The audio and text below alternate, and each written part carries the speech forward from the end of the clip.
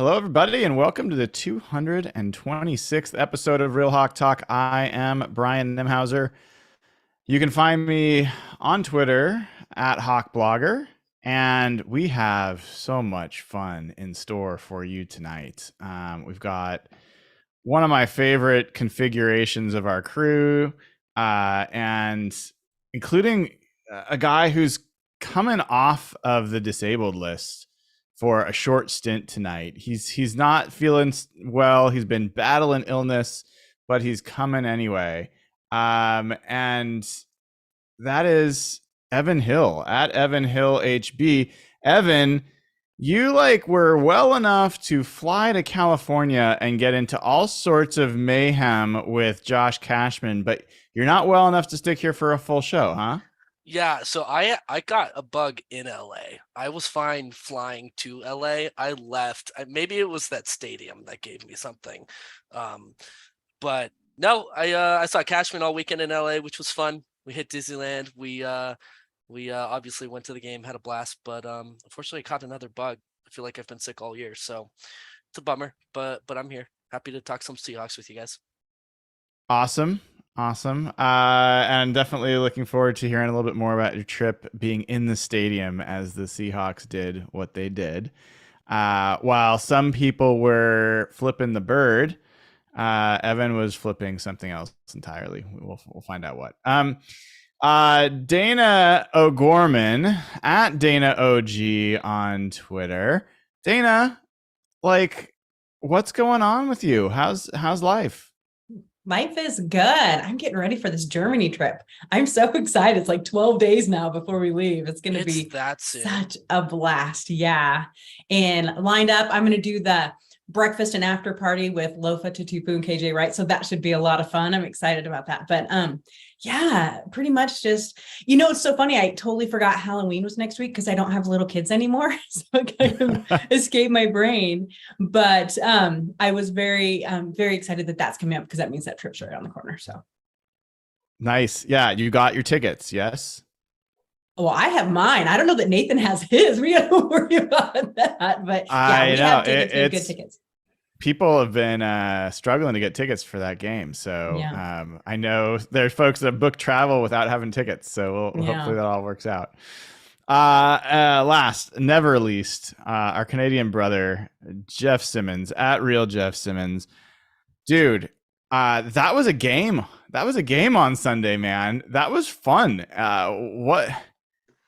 What was going on in your brain watching that game unfold? It was wild. It was wild. And I know my buddy Evan here has been saying for years, what happens when the offense and defense plays well at the same time? And we really haven't seen it much. And that was it. And the first quarter, it was kind of weird, even though they went up 17-0, it still felt a little sloppy. And I know, Brian, you kind of felt this way. At first, I thought they were kind of going to blow it. And Gino was forcing balls, but then in the second half, they just exploded. And a lot of the stuff we talked about on the show last week with the Chargers really came to light. We'll get into that a bit later. But it was kind of cool just seeing the Seahawks hit on all cylinders, offense, defense, special teams. And again, Evan's been saying that. A lot of people have been saying that for years. Why can't they play well at the same time? We finally got to see it. Evan, what was your expectation when, you obviously decided to go see this game not knowing necessarily what to expect, probably not expecting a victory. When you bought the tickets, what did you think this game was going to be like? When you're on your way to the stadium, what did you think this game was going to be like? And then as it started, take us through your progression. I love that question because we bought the tickets in August, I want to say. It was the first week of August. So Josh and I bought the tickets with a singular goal, just to watch Justin Herbert. Young quarterback in the NFL, exciting Patrick Mahomes potential level trajectory. You're just excited to watch a good player. So that was our original intention, Seahawks being a secondary sort of priority there.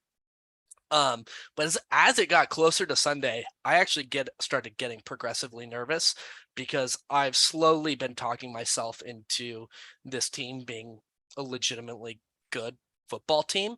And my concern heading into this game, guys, was this felt like a little bit of a statement week. before the outcome of the game. And I'll tell you why. I had a hard time, and I was telling Josh this, he can back me up on this. I had a hard time seeing this team making the playoffs or being viewed as a legitimate playoff threat if they started the season 3-4. So 4 losses through 7 weeks would be difficult to, I think, secure one of those top seeds, although the NFC is pretty wide open right now. But heading to LA, beating the Chargers, I know they've had their struggles, but that's still a good football team at the end of the day. Justin Herbert is still a stud at the end of the day, one of the NFL's best young quarterbacks. And they went in there and for the most part dominated. Even when the Chargers came back, and scored like 14 straight points and in that first quarter, which lasted forever, by the way, in that stadium. It was the longest first quarter ever. We were looking at each other like, because I had my flight after the game, guys. I was like looking at Josh like, how long is this fucking game going to go on for? Because I'm going to be delaying my flight at this point. But even when, we kind of let up and let the Chargers score 14 straight points, we still felt in control. And I remember very vividly turning to Josh and looking at him at one point and just being like, this team is playing with a level of confidence and a level of, it's almost like they're just having fun playing football. Yeah. And there's a certain level of confidence that comes with it. I think just externally on their faces, how they're playing. And this team is exciting. This was a big win. They felt in control the entire game.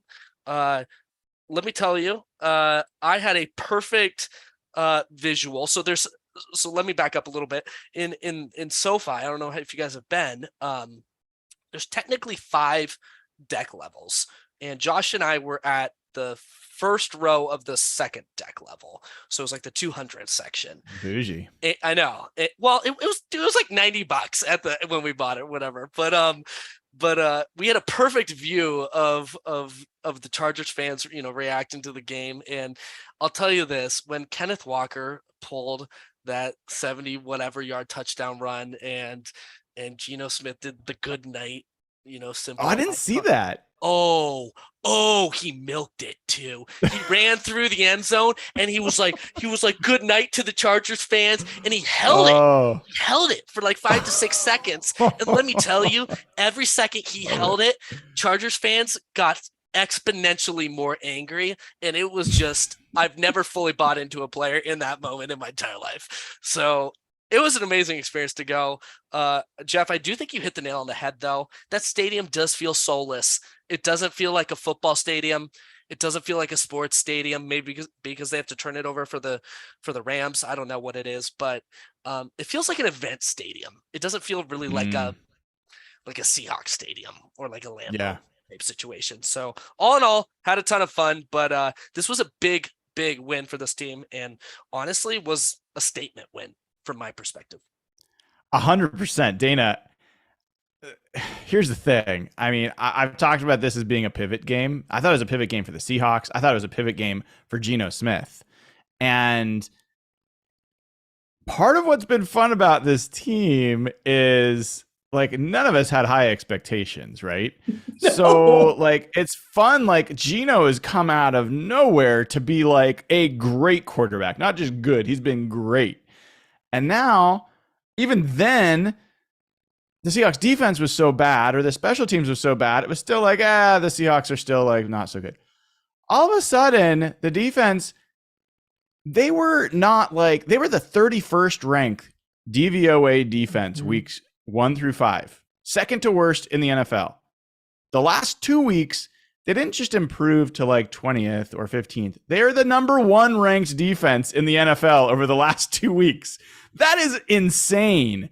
And they just went into Los Angeles and like that game was not close. Like, yes, they came back, but really like the Seahawks handled them. So my question to you, Dayna, is do you allow yourself to have expectations of this team yet? Or are you just going to like still just whatever happens will be great? Where are you at with this? I'm a little bit of both. I was just enjoying everything that was going on, probably until this week when the defense was so good. And I was like, damn it, they're going to make me care about each and every game again. And I didn't want that this season. Jeff and I've said it a million times. There's no stress. We're just enjoying this week, this season, blah, blah, blah. And now it's like, oh crap, might they be good enough to win this division? I don't know. I think that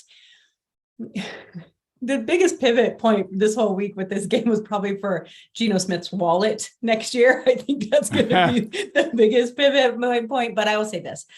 It is fun to watch other fans react to what's going on. I have a ton of different teams fans on my Twitter, and all of them are like, oh, those Seahawks, they're starting to get good. And then one of the rankings I sent you guys, they're like, oh, here come the Seahawks. And it's like, oh my God, everyone else is starting to buy into it too. And I didn't think that would happen. But the top for me, without question, was Rich Eisen's show the other day when he was talking. I don't know if you guys watched that 6-minute rant about the Seahawks, but he was the lone wolf and he took the Seahawks on Sunday before the game. And then he did this whole rant. And I was like, yes, this feels so much like that young, spry, exciting 2013 team again. And I'm not comparing the defenses again. Legion of Boom is a historic level defense. We know that, right? That's separate. But the feel of it, the fun of it is back. And there's no dread, because even honest to God, if at this point they completely fall apart, it doesn't matter, because we had a great time for a while. But I'm starting to think that I can see maybe 9 to 10 wins out of this team now. And I was at 5. Remember, I was at 5. Oh, here's how it starts. Damn Jeff, it. I blame mean, Evan.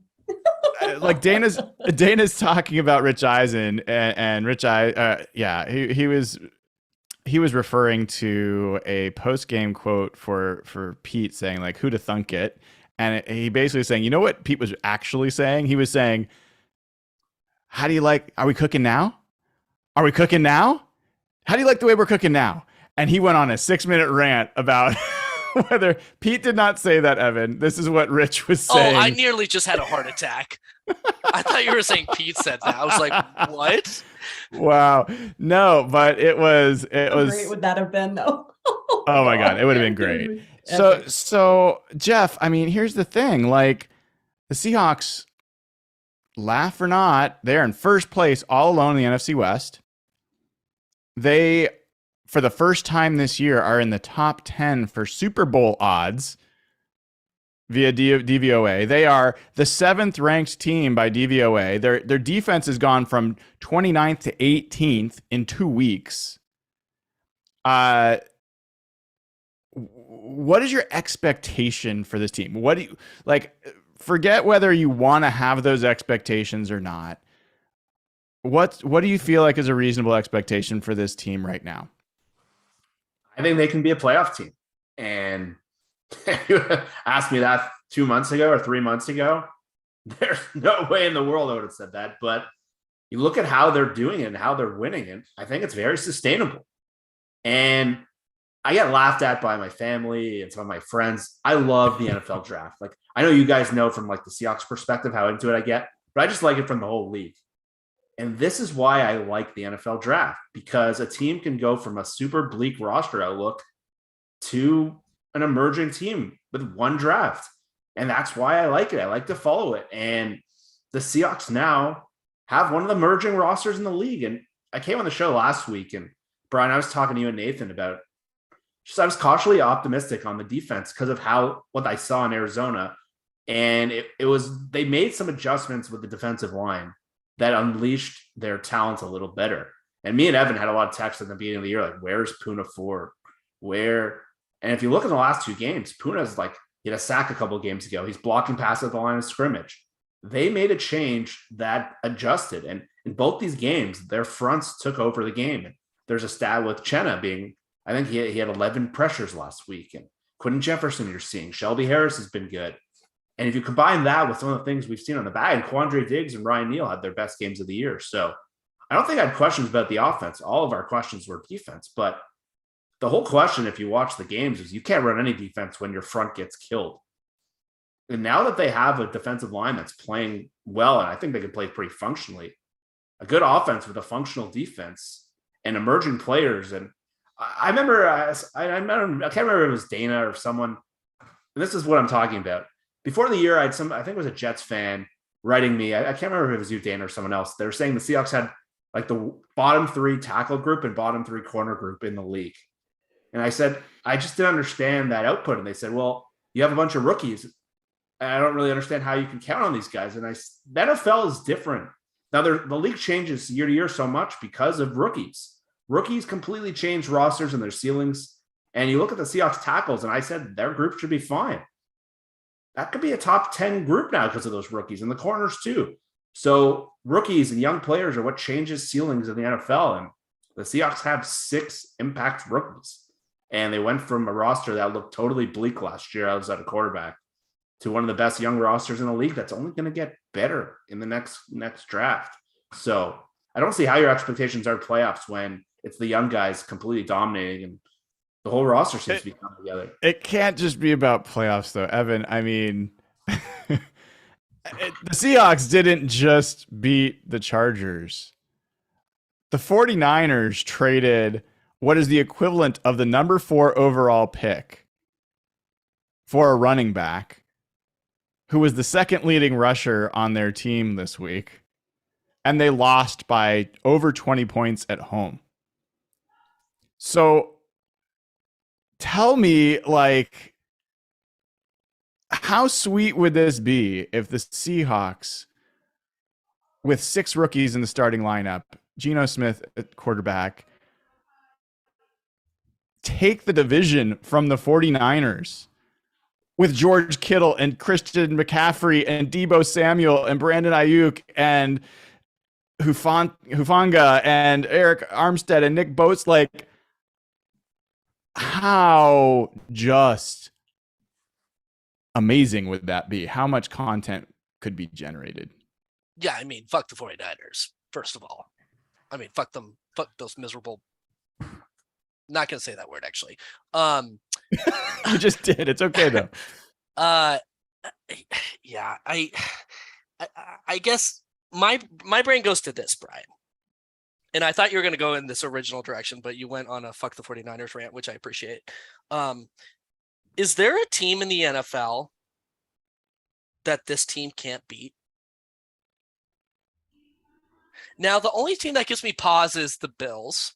Yeah. I don't think And the Chiefs, probably.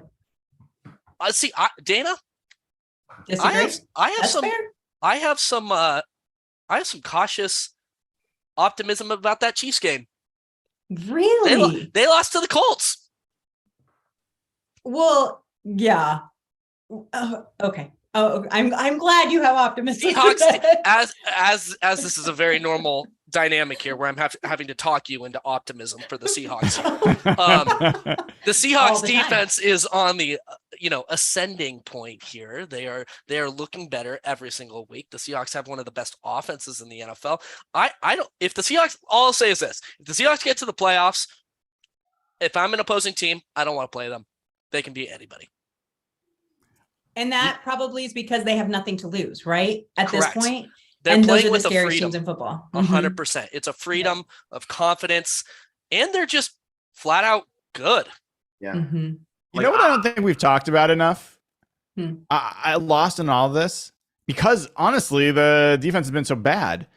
But Sean Desai and Carl Scott, we were excited about them in the offseason, right? And then it was like, oh, maybe the secondary isn't so good. It was the secondary's been pretty damn good. Oh man. The whole year, right? Except and for Josh I don't think we've mentioned their names. What's that? I just said except for Josh Johnson, who we won't talk about. Josh Jones, yes. Ryan Josh Neal, Jones. awesome. Right. I mean, Jeff, like, I don't know if you heard Kobe Bryant mention in his press conference that after every practice he's working with Carl Scott, like, and how much he has helped him develop. Like, those guys are doing a great bang up job in the secondary. Yeah, and Mike Jackson had probably his best game of the season. He should have had 2 interceptions. I don't know how he dropped that second one. That was pretty bad. But Ryan Neal had a phenomenal game. So a lot of people calling for the Josh Jones for Neal switch have definitely been rewarded. Neal could have been defensive player of the week. So, and like the way they've developed these young guys, Kobe Bryant, Brian pointed out, I think after the Arizona game, how much better he looked in coverage, and his tackling looks a lot better. And have you guys seen his Twitter picture? It's so good. So yeah, I don't think we've talked about Sean Desai college squad. Like we talked about Tariq Woolen, but these guys developed him and made him comfortable, and just such a difference between this. And we've spent so much time the last few years talking about the corner group. And it's funny, a lot of people, we would have thought it would have been Artie Burns and Sidney Jones playing this year. And those guys 100%.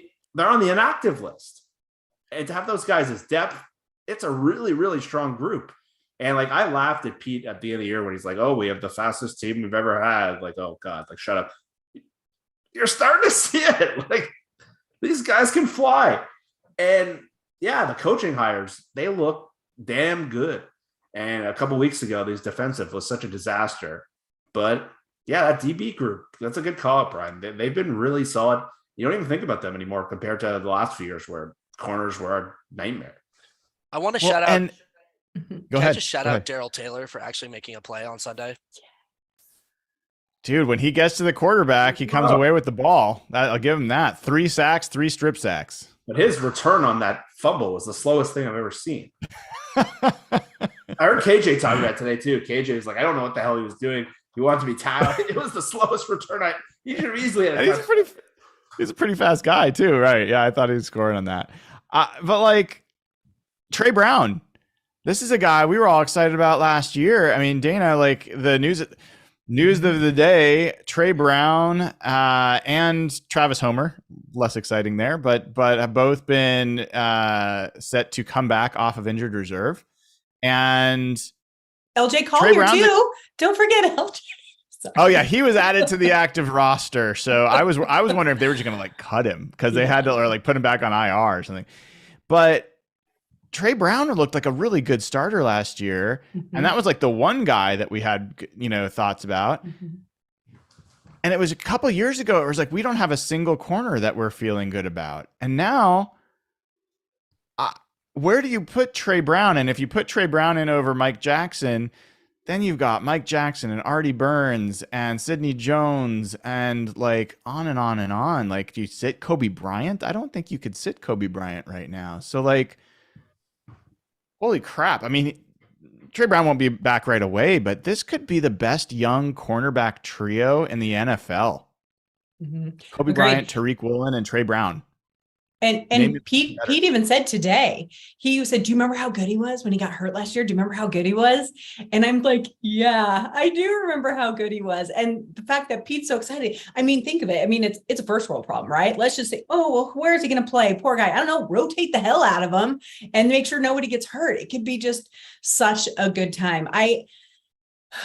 I have been talking about Sean Desai though in the off season. I remember I told you guys, I really thought he was brought in to be the next head coach. I really felt like they brought him in. They wanted to see what he could do with young talent. And I really still get the feeling that they're wanting him to move up or something, because he's so smart and he's right up Pete's alley, right? With all of his degrees in education and motivational speaking.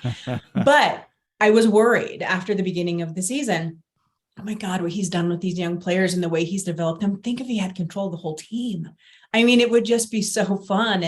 And I think that it's this youth movement that they're getting, as long as we don't have a lot of injuries, and knock on wood, we have been really lucky so far, even though we've had, DK and stuff like that, but no, in that talent level, and they're running around like puppies, right? Like they said at one point, Tariq Woolen didn't even know what he's doing. He was just running around out there, just doing whatever he wanted to do. Mm-hmm. And they still kind of act like that, which makes me nervous that someone could get hurt because you just don't have quite that vet site, the veteran football player site yet. But they're just a lot of fun. And I think that, oh, darn, we have one more young, fun player to add to the mix. I mean, it brings up all the trade possibilities, and we're in the trade period of time. Mm-hmm. And like Evan, Jeff, Dayna, like, Sidney Jones, like the Seahawks are clearly trying to shop Sidney Jones. I wouldn't be surprised if they're trying to shop, other guys where they've got some depth, which is just crazy. There's a lot of corners on the market. I don't know if they're going to get a taker or not. But a name came up today. I don't know if you guys have seen this on the trade market. A defensive tackle in Washington, Deron Payne, is someone that the Commanders are actively looking to move. He plays defensive tackle, which we've all talked about as an area we have some questions about. The word is he'll be a free agent next year, so they're not going to be able to get top compensation for him. But the expectation is a second or third round pick for Daron Payne. And Daron Payne at times has been like one of the better defensive tackles in football. He hasn't been playing quite that level the last year or so, but curious, like we've been very anti moving any draft capital for free agents. Roquan Smith has been a guy that everyone keeps bringing up, and we're like, no. Anybody biting on Daron Payne? Jeff's a no. Not really. Evan's a no. Dayna? Yeah, no, I don't think. I mean, I would have to know more about him, to be quite honest with you. I don't really know much about him, but I don't know. Even a third round pick sounds expensive to me. So his salary is pretty high. He's a dude. He's a dude? He's a good player. So Okay. like this is a 15 pick, but the defensive tackle's been fine for the Seahawks. I didn't realize. Yeah, he was a first rounder. Yeah, he was 13 overall. Yeah, he was a high pick. Alabama. Yeah, this. Ooh, He's going to be intrigued. He's going to be a top free agent for sure. Like he will get a boatload of money from somebody.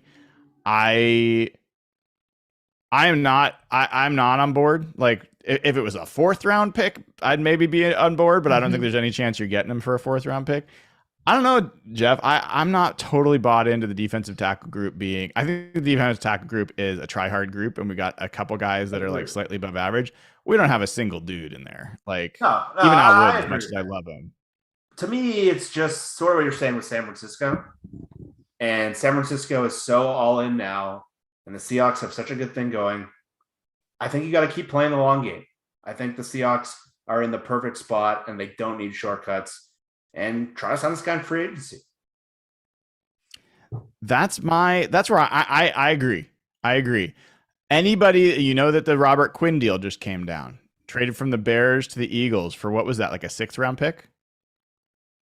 4th round pick. This guy had 18.5 sacks last year. If that had been the Seahawks, any of you would have been, how would you have felt? Would you have been like excited? Would you have been like, what did you do that for? He really has not been playing well this year. And so it makes me think that they know something we don't.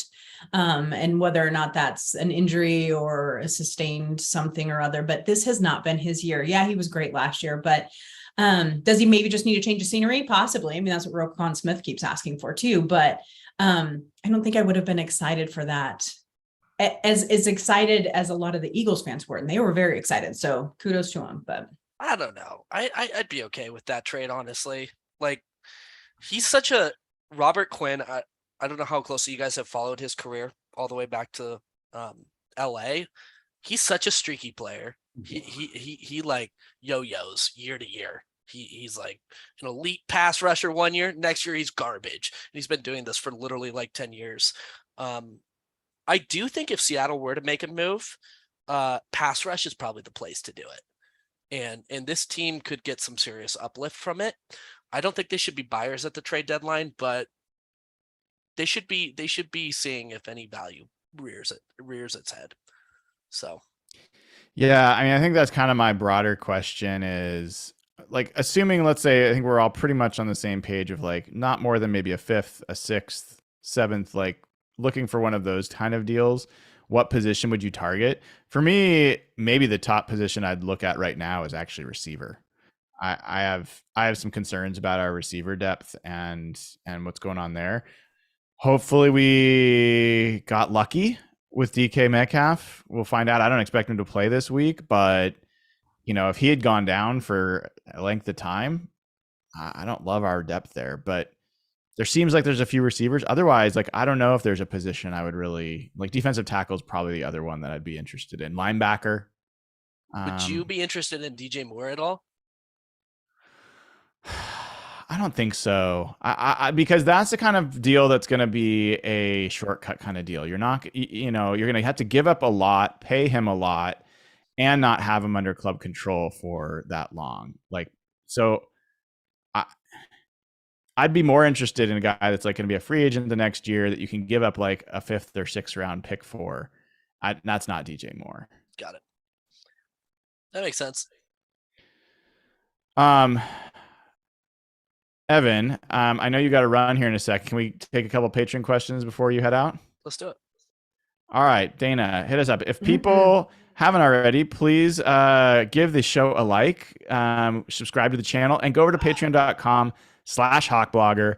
Get immediate access to the Slack channel, be able to ask us questions every week, talk with other folks about the Seahawks all day, all night, whenever. And it all goes to a good cause. So head on over to patreon.com/hawkblogger. Dayna, what questions do we have from patrons this week? Well, Derek Woods asked if there's one position or player that you'd like to see the Seahawks trade for, who or what isn't. And I think we've just kind of answered that.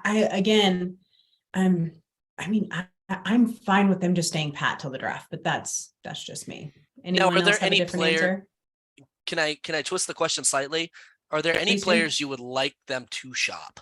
Like maybe like a DS Gridge, or even maybe like a Poona Ford, maybe?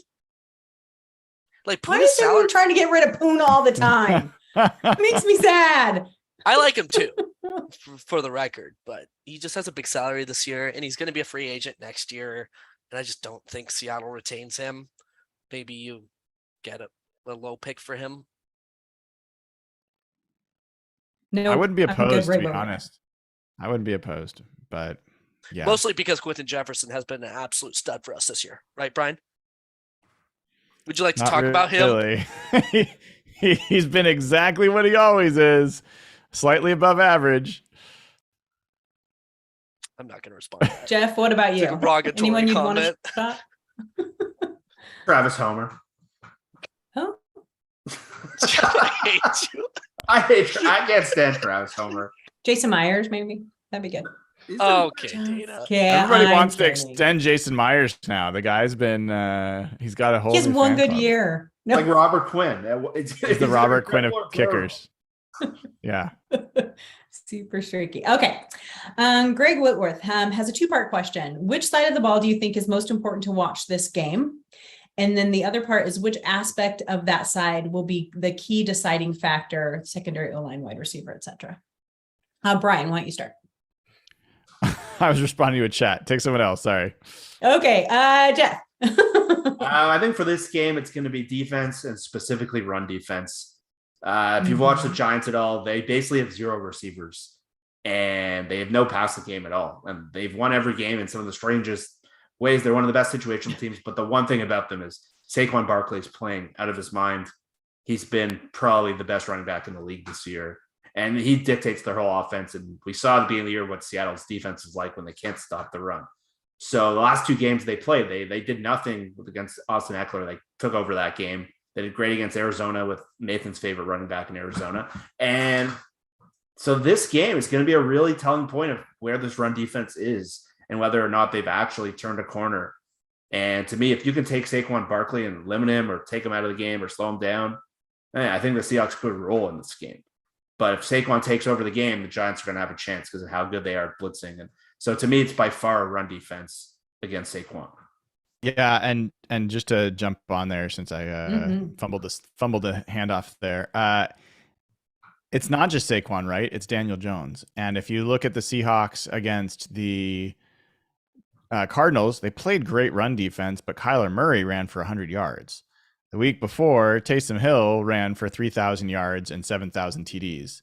So they do have to account for the quarterback. Daniel Jones is a much better runner than he is a passer. And so this should be doable. Like the benefit is the Seahawks weren't really prepared for Taysom Hill. I think we all agree that's not good coaching, but they really hadn't used Taysom Hill that much this year. That was the first game that he became featured.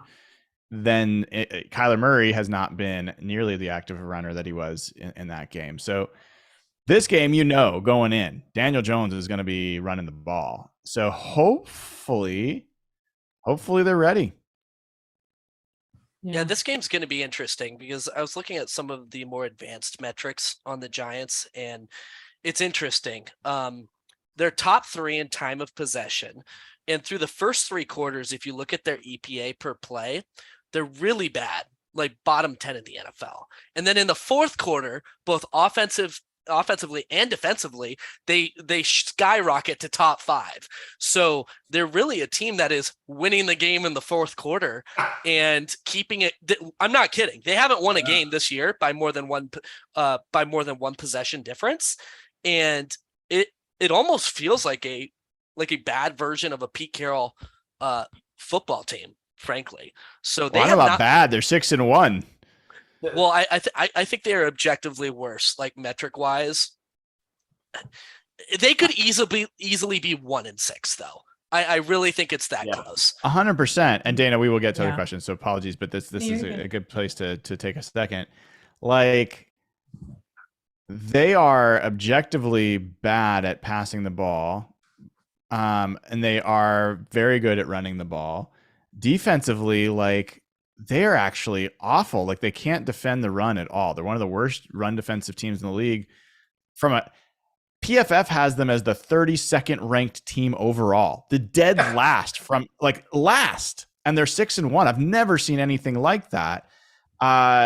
So you've got this just weirdness, and they have not, I think they haven't scored more than 27, but they haven't allowed more than 24.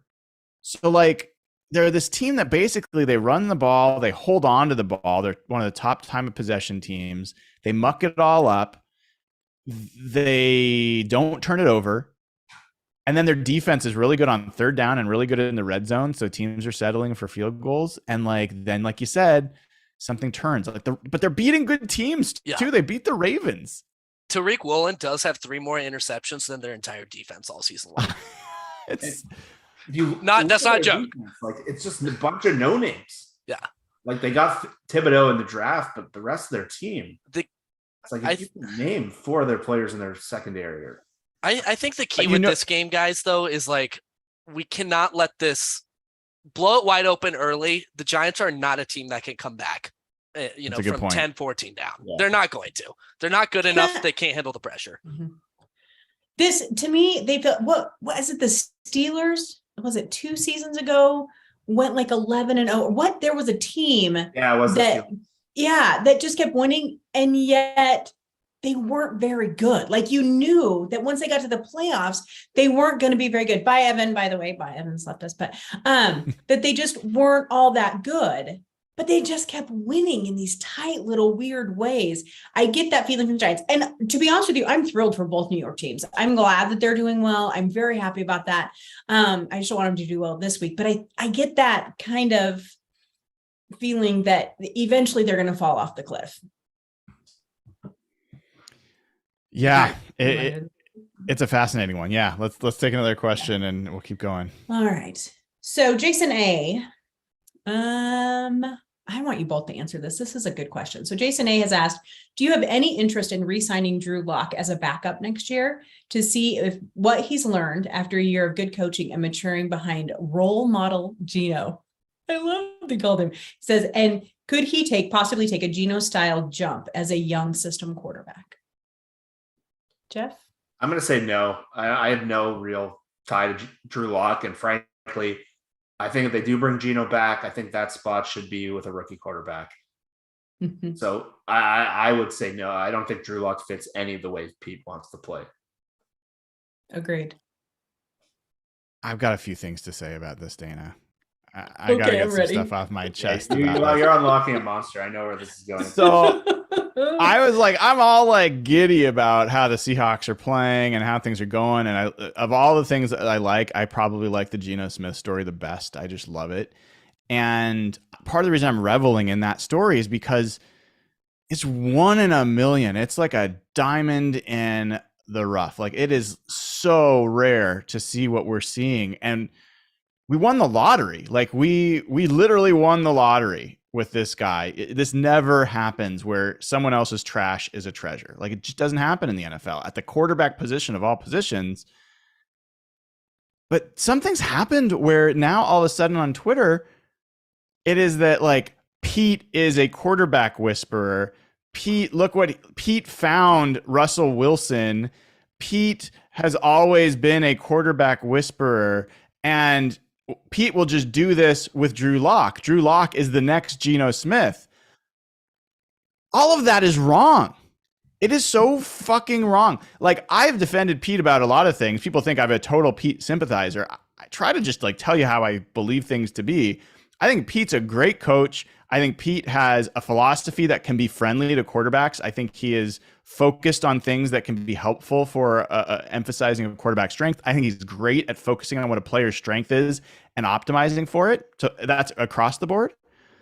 There is no way in hell he knew that Geno Smith was going to be this good. No way in hell that he was thinking this was going to happen. And neither did John. So this whole idea that Pete somehow like is a mastermind relative to quarterbacks, like, I don't buy it at all. And then this idea that Drew Lock will be the next Geno Smith, there will not be a next Geno Smith. Like, anyway, more that you say there was the next Kurt Warner who came off of bagging groceries to win a Super Bowl, like, and a movie's made up. Like, you don't get movies made after guys that then the next guy does the exact same thing the next year. Like, it's a very rare thing. And so Drew Lock also is a trash quarterback. He has trash tendencies. He has never shown the ability to make good decisions from the pocket. He has talent, and I think that's what a lot of people get excited about. But you don't turn talent into intelligence. You don't turn talent into like pre-snap reads. Maybe like Geno learned under Phillip Rivers. At least he gives a lot of credit for that. Maybe that happens somewhere. I don't see any reason to believe that that's what's going to happen with Drew Lock. And to Jeff's point, don't give me like a veteran backup. Get your young quarterback in the draft next year. It can be in the 3rd or the 4th round. And if he doesn't work out, get one the next year and keep looking. But that's what we have with Geno. We can get him for a few years and find the next young guy at a cheap contract. So had to share. I find this whole, like, I was amazed. This was like a tidal wave on Twitter this week of people that have this perspective. And I'm like, what is going on? So that's my take. Yeah. So Jason, I think the answer is no. I mean, it's just a guess. It's just no. I don't think so. All right. Gar asked a question about the trade deadline. Also, very similar to what we've always talked about if they were to go to 5-3, what's the highest rated draft pick you'd be willing to deal to improve the team? But he said, I'm on the side of let's see what happens with the team. I think he kind of agrees with us there. So I just didn't want to think I skipped Gar. Sorry. And then PCC3 wants to know, damn, I wish Nathan was on here. Would anyone change their draft grade on Kenneth Walker? Come on. So, I mean, I had fun with this weekend. People were telling me to eat it, and I was like in the post game, and like, great. I love it. I'm glad people were excited about it, and I'm thrilled. I will always be thrilled when a Seahawks player plays well, period. I don't care if I was super critical or not. My grade for the pick was based off of the position, not the player. Similarly, when I gave the D. Eskridge pick an F, it had nothing to do with D. Eskridge. It had everything to do with the fact that I thought Creed Humphrey was like that center in general was a higher positional priority that early. And so when I grade draft picks, so part of what I'm looking at is draft is to help you save money by getting the cheapest, youngest player. And running back position is the cheapest position outside of kicker on your entire roster. So spending a 2nd round pick, even if they hit, they have to be essentially an all-pro level player for you to get enough savings for it to be worth it. And even then, I don't value the running back position enough to say, hey, let's re-sign a guy who's an all-pro for a big money contract. I don't want that much money going to a running back. So from a pick strategy perspective, my grade changes 0. From a grade of Kenneth Walker, yeah, 100%. The guy looks like he could be an all-pro. He could be one of the top 3 or 4 backs in the NFL. So 100%. But hopefully it's clear how those two things are different. Jeff, what about you? Brian said it pretty well. I'll say this. My issue with Walker was not Walker himself. I really liked Walker at Michigan State. I thought he was awesome. My view was this team was going to suck this year. And I thought that the whole setup of this season, this is where I got a lot of the things wrong, was to draft the next quarterback. And I thought everything was setting up to be in the top 5. So why I didn't like the Walker pick is I thought it was going to help them in the short term. And I thought that that was kind of going against what the overall philosophy of the organization was. So I didn't really understand that because I saw Walker and I saw his home run hitting skills. I said, this guy's going to help them win games. And to me, I thought this year was about getting in the top 5. So now that they're not, I'm more okay with it. But again, that pick could have been used elsewhere. But again, Kenneth Walker's maybe one of the most fun players of any team right now in the league. He is just awesome. So I'd change my draft grade a bit. But again, I don't think there's any scenario where we'd be talking like playoffs, or I thought this team would be looking a lot like Carolina at this point. Well, just one more thing on that.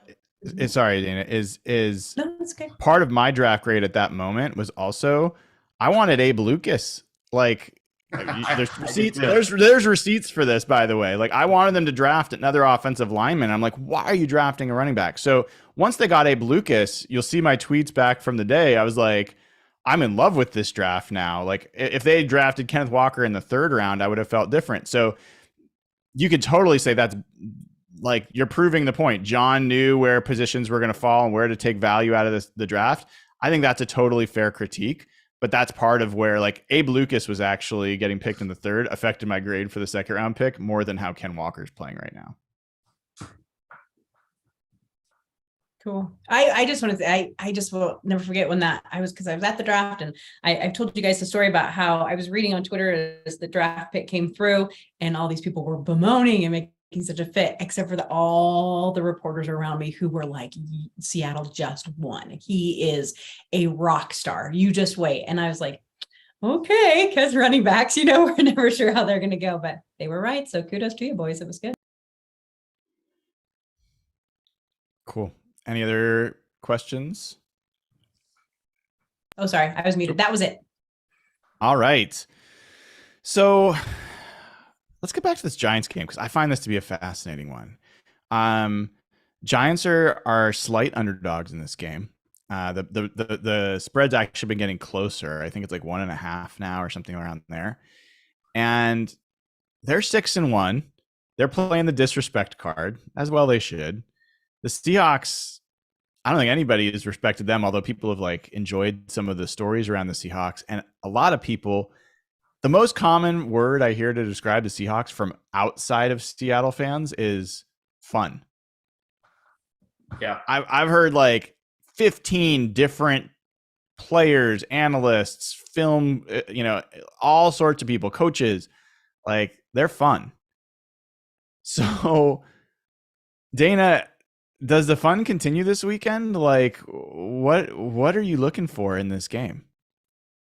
I think that you guys said it perfectly earlier. It is just containing Saquon Barkley. It's seeing what their true danger point is. The Giants as a whole are a bit of a paper tiger, but if you look at where they have their biggest strengths, it is Saquon Barkley. It is. I mean, yes, Daniel Jones, but if you take Saquon Barkley away from Daniel Jones, he's kind of SOL. You know what I mean? He can run some, but really that is it. So I want to see this game plan for Saquon Barkley. So how to stop the most important player. Now, I'm not worried about the line. I'm not worried about the offense. I think they can easily keep up, but I just want to see that game plan and how they're going to affect that. Now, I think it's a huge benefit to Seattle that this game is in Seattle and not in New York. And I think that the fans that show up will go back to the fans of old, like they were in that first game of the season, and really be hollering and playing their part, as I like to say. But I want to see them step up to the plate and against Saquon Barkley, who is their biggest threat without question.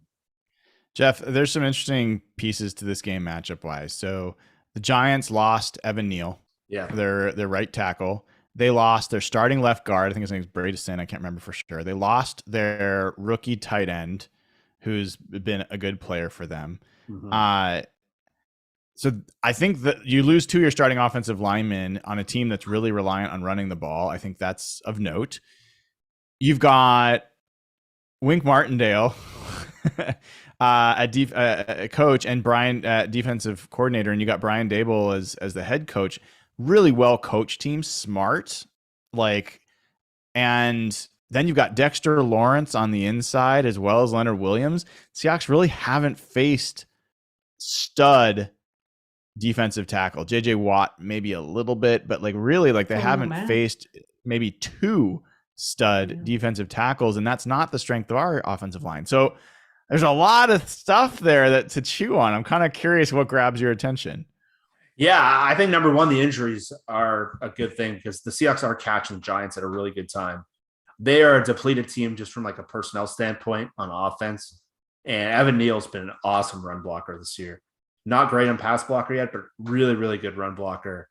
He's complete change. Their left tackle is really, really good, but without the bookends, it changes things a little bit. Just imagine going from Abe Lucas to Stone Forsythe or something like that. So that changes things. Bellinger has been really, really good tight end blocker. He opens up the pass game a little bit. So they are fortunate. The Seahawks do have a chance there. But to me, the matchup of this game that catches my eye is Wink Martindale against Shane Waldron / Geno Smith. And Brian talked about the defensive tackles. That's fascinating. But Wink Martindale, if you guys have ever watched Baltimore the last few years, is one of the more aggressive coaches with blitzes. And he's really creative. They had 3 guys line up in the same gap last week where Thibodeau and Williams they're just really creative. And we saw what happened with Arizona and how they blitzed Geno and how it kind of threw him off a little bit. So to me, that's a really fascinating matchup, how they handle these blitzes, how they do a lot of creative, corner blitzes, all out blitzes. And it's led to a lot of turnovers in the fourth quarter, which I haven't talked about. It's how they keep winning these games. Even Lamar Jackson turned the ball over twice. Last week, Lawrence turned the ball over a few times. They fumbled. So to me, if the offense can hold up against these Wink Martindale blitzes, which are really creative, and this is one of those games where if Russell was playing, I'd be a lot more nervous because of how he handles these kind of things. And we saw what the Giants did to him a few years ago. And the pre-snap movement and how Shane Waldron can call runs against these blitzes. And it's going to be, to me, that's really, really interesting. Obviously, the Saquon storyline is huge. And these guys are just a really, really well-coached team. They don't have a lot of talent, but Brian Dable, Wink Martindale, probably one of the better coaching duos in the NFL right now. So I think how Geno handles these blitzes, and if they can, it's sort of what I've been talked about before. If the Seahawks can pull away, I think this game could be pretty one-sided. I love that specific thing. This is for both of you, but there will be some looks for Geno to have to prepare for, and probably some looks that he won't have been able to prepare for. That chess match feels like it could be amazing to watch. And I'm curious, do you feel if you as a quarterback can figure that out, there's chances for potentially huge plays. If you don't, it can be critical, fatal mistakes. So Dayna, do you find yourself feeling excited about that? That Geno is going to be able to take advantage, or do you feel concerned? What's your dominant feeling there? I'm still not concerned about this game. And you asked me at the beginning of the show if my expectations of the team had changed. And to be honest with you, I'm so happy that I have 4 wins. I never would have thought they'd be even at 4-4 week 8, right? So I'm excited about that. But this team is very different than I thought it was going to be at the beginning of the year. I had this as one of the Seahawks wins because I don't think any of us expected them to be 6-1. But I'm excited to watch to see if the offense can step up and change things up. And then if the defense can continue what we've seen over the last week. So I'm excited about that. Am I concerned that they won't win? I don't care if they win or lose still. I'm still not to that point yet. But I want to see how, because I love defense, but how this defense, if they can continue the growth that they have already had over the last couple of weeks and even get better, because, oh my God, you guys, if Geno can handle this defense and what we know that's going to be thrown at them, because the Giants are the most blitzing team in the league, right? They blitz all the time, if I remember that correctly. Yep. If they can handle that over 4 quarters, and then the defense can do then we are seeing the complete team that we started out this show talking about, that we are truly getting that against a good opponent. Not that the Chargers weren't a good opponent. They were really hurt by injuries, and there's a lot of change there. But I just feel like the Giants have really shaken I have Brian Daboll as coach of the year right now. I think if they continue this, I don't think that that's much of an argument. Yeah. But so I don't know. I'm pretty excited, but I'm not worried about losing, if that's what you meant by that.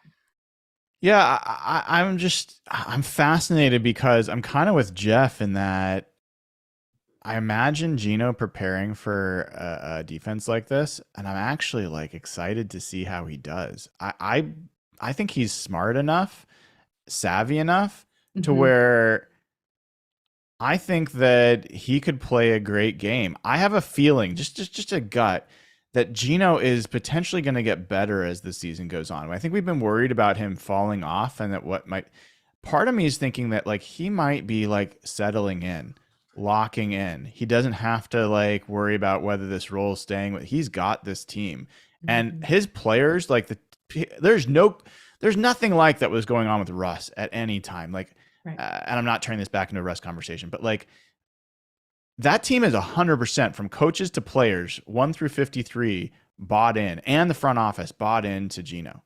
And so I'm just kind of excited to see, like, can he get the team in a good position this weekend? And look, since the second week of the season, since the third, technically, the Seahawks are the #1 scoring team in the entire NFL.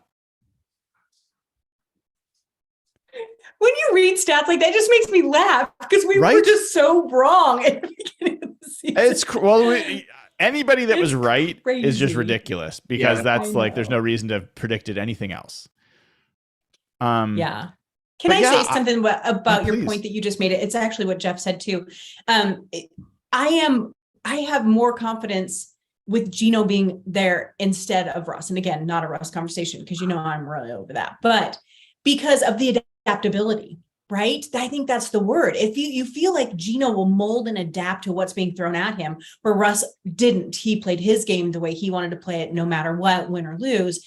And so that's exciting to see how they can kind of change the mold up a little bit and how they'll deal with it. And there was a great example of that in the last game when DK went out. My personal opinion was I thought we were screwed. I thought, okay, Lockett's hurt, DK's out. And Geno right away, and this might have been a Waldron thing, or it might have been the way they just started using tight ends from that point on. Whether they went right to Parkinson on that play down the sideline, and Will Dissly, like I think his first pass of the game where you see him look off 2 guys, find Will Dissly up the slot. Russell didn't do that stuff. He did not adapt like that. And we don't want to spin this around, but it's exactly what you were talking about in the last game. The tight ends and the 13 personnel, that can really neutralize. We saw what happened in the last few years when like Tyler Lockett got hurt. They had 1 receiver and they really had no counter punch. Now with these 3 tight ends and the running game, and you couldn't have said it better, Dana, because that's exactly what Geno did in the last game.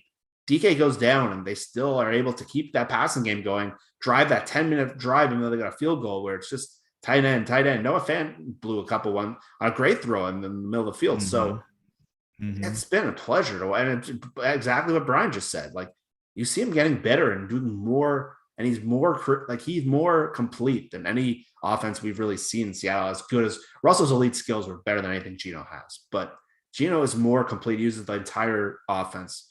And it's such a pleasure to watch. That play where the Seahawks got totally screwed on the false start, and then they had to lose Phil Haynes, and then they made him call a timeout. And Geno was livid. I love that Geno was livid. I love that he was yelling at the ref, and I love that Pete told him to calm down. I love that he did, and I loved that was a dart. 3rd and 11.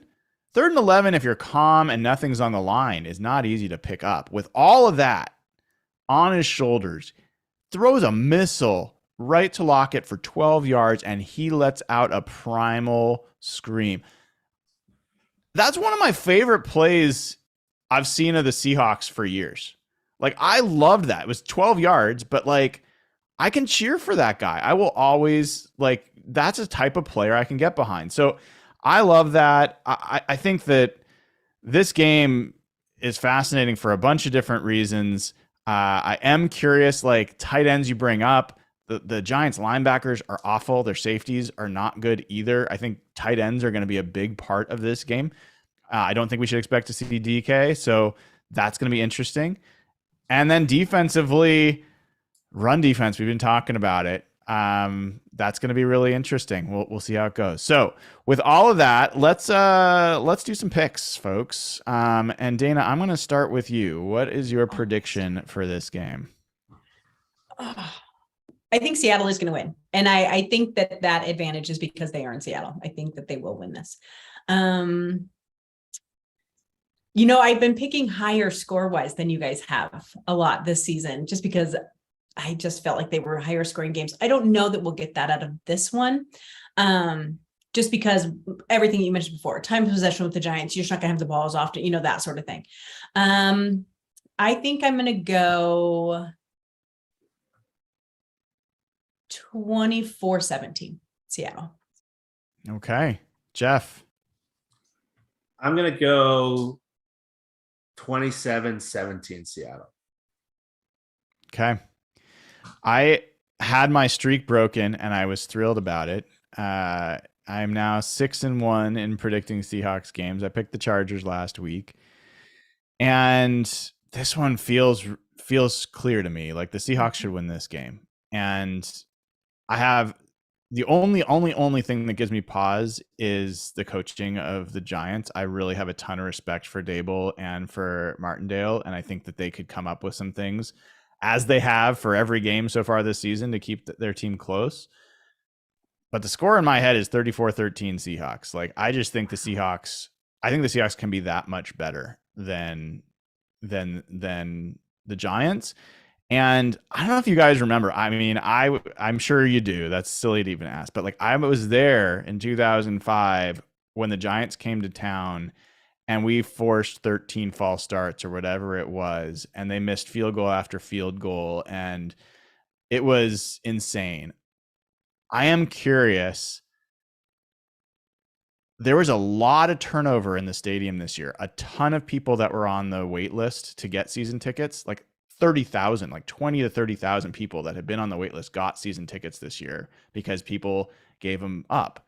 And for my money, what that means is we've had a turnover of like new fans, hungry fans. Sometimes it's not so good. They start cheering when the offense is in the huddle or coming to the line of scrimmage. And I'm like, no, don't do that.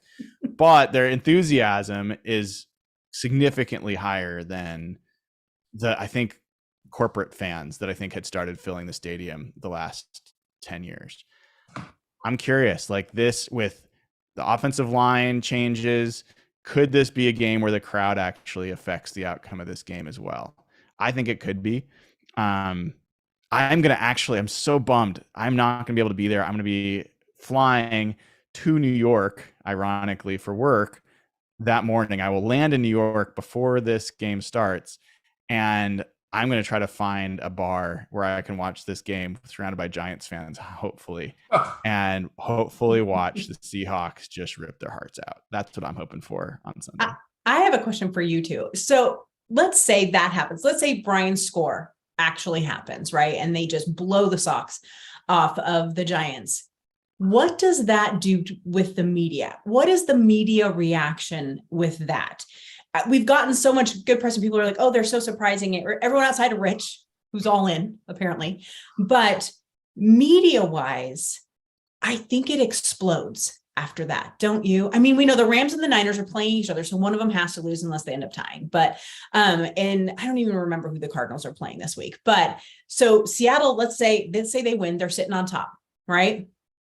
What does that do? The narrative completely changes. Instead of, oh, they're the good luck Seahawks, it's, are they the powerhouse Seahawks? It makes me giddy. I'm not going to lie. It makes me giddy. What do you think, Jeff?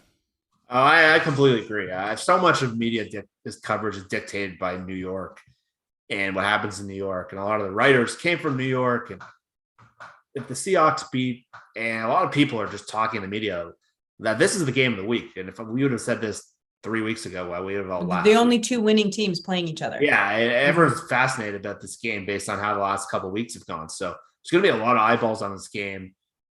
The game of the week was supposed to be the Niners and Rams, which is not very appealing to a lot of people anymore. So I think if the Seahawks do blow out, I think a lot of those ESPN shows, NFL Network shows, are going to be leading with Seahawks next week. And that's not something we could have ever imagined. But yeah, I think in general, there's going to be a lot of eyeballs on this game. There definitely will be. Brace for this, folks, though. If the Seahawks beat the Giants in any way, close or blowout, people will say the Giants were a mirage. Yeah, we won't get credit for it. I don't believe. Yeah, it's fair. I think the only time the Seahawks will get real respect is if they beat a team that already has respect, and I don't believe the Giants yet have that. Although the record should get it. So I'm talking about like even the 49ers would be a bigger victory right now, even with the worst record. I think how they show up against Kansas City, I'm not that far off from Evan to where I am interested in how that game goes. Might be a totally ridiculous thing to say when we get there, but I think the Seahawks have the pieces, and what has been blasphemous for whatever reason for a while, I think they've got the coaching. I think people forget, Pete actually designed like pretty good defenses against Patrick Mahomes in past years. The Seahawks just blew the doors off the Chiefs when they came in to Seattle a few years back. I don't know if you remember that. 2018, but they really, really made it hard on Patrick Mahomes. So it'll be in Kansas City, I believe. Yeah. You know, I picked Kansas City for sure. Hard. Yeah. Mm-hmm. But I don't at this point, right this moment, I wouldn't go into that game assuming the Seahawks are going to lose by 20 or anything like that. So I have a hard time saying that because what they just did to the Niners. You know, I would think, and I very the Niners are stupid. Enjoy. Well, A, yes, but B, they have a great defense. So I think that I don't know. I am not so confident against those higher tier teams like that. But you know what? By the time Christmas Eve rolls around, who knows? We might have just beat the pants off. I'll tell you the game I have completely changed my opinion on, and that's the Germany game. I really thought Tampa Bay was just going to smash Seattle, and I wasn't going to care. I was just going to be happy that I was there. Now I think Seattle has that game. Yeah, Tampa's a bad football team. So bad. Yeah, that's the fun part about the season, though. Like, sure, a lot of us want playoffs. To me, it's just seeing all these measuring stick games they have coming up, where we would look at the Rams on the schedule the last 4 to 5 years and say, there's no chance they win this game. Like Russell and Aaron Donald, like it's totally different now. Tampa Bay game. When you guys said you were going to Germany, I thought you guys were nuts. I'm like, you're flying across the world to watch Geno Smith play Tom Brady. That's nuts. I thought you guys are nuts. Right. But another measuring stick game for their team's falling apart. Their offensive line's terrible. This Giants team, like they're not good personnel wise, but they're probably the best coached team in the league right now. So all these games, it's so fascinating to see just where this team measures up, and they're going to keep getting better and better as we go along. To me, it's so interesting. Like I haven't been this excited for games probably since the Super Bowl years. Mm-hmm. And the best part is I'm not stressed if they win or lose. I'm just excited to see where they stack up, and it's amazing. Yeah. Yeah, I mean, I will tell you one guy that I am looking forward to. We haven't talked about it this week. Is I think Bruce Irvin's going to have a big game, and I don't say that I don't say that because I'm like a Bruce Irvin stan. Although I do love Bruce Irvin, like one of my favorite Seahawks. But he was a factor in his first game against the Chargers. He was getting some pressure and he seals the edge. He is a physical player. He's a great run defender. And you're going to see a lot of him in this game playing edge instead of Dale Taylor, because Dale Taylor is not good at setting the edge. He's not good against defending the run. So I think Bruce Irvin, he might end up being one of the more impactful players in this game. I'm really curious. We are going to have to hope that Cody Barton doesn't suck in this game because he's going to be tested. They signed a new inside linebacker. I doubt he'll play this week, but anyway, the linebacker play is going to be super important this week, and I think Bruce Irvin could be a big part of it. All right, we are past our normal time. We're past bedtime for our East Coast and Central time zone folks. Thank you to Dayna O'Gorman at Dayna OG on Twitter, Jeff Simmons at Real Jeff Simmons on Twitter, Evan Hill coming on here while feeling ill. Please give the show a like. People are coming on sick to give you Seahawks content. The least you could do is give a quick thumbs up. Give us a rating on whatever place you listen to the podcast. We could use a 5-star rating. We'd really appreciate it. And then go over to patreon.com/hawkblogger, sign right up, get immediate access to the Slack channel, and start talking Seahawks with other Seahawks fans. It's a fun group. People take care of each other in there.